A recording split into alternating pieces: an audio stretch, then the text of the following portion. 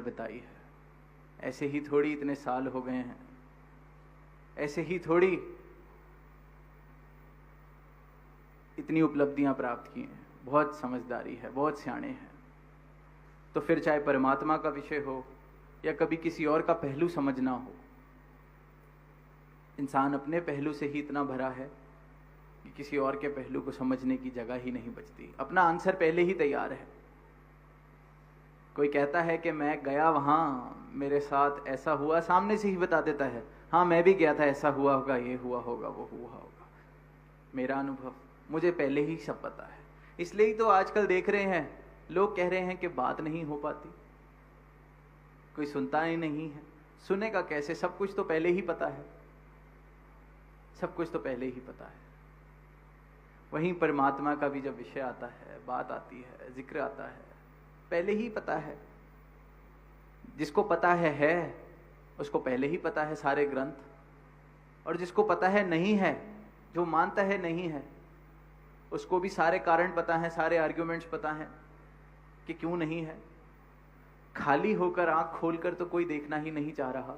सबको लगता है मेरे अंदाजे, मेरे एनालिसिस, मेरे अनुमान, यही सब कुछ है।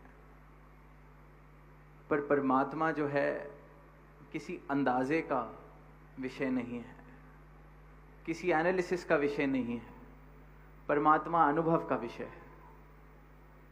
अनुभव है तो ये परमात्मा है। अंदाजों से इस परमात्मा के साथ रिश्ते नहीं बन सकते। अंदाजे तो जो मैंने सुन लिया, पढ़ लिया अपनी मत के अनुसार।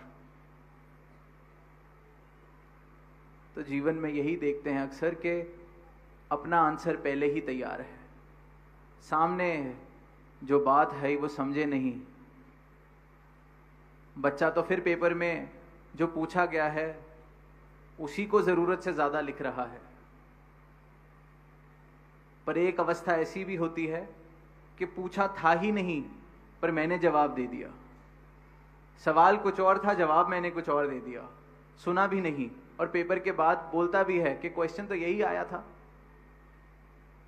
देखा ही नहीं। पहली दो पंक्तियां पढ़ते हैं, सोचते हैं यही आया है जो कल तैयारी की थी। टीचर वाइवा ले रही है, पूछ रही है, अभी टीचर की बात सुनी नहीं, आंसर पहले शुरू। जीवन भी यही है, समझ नहीं आती।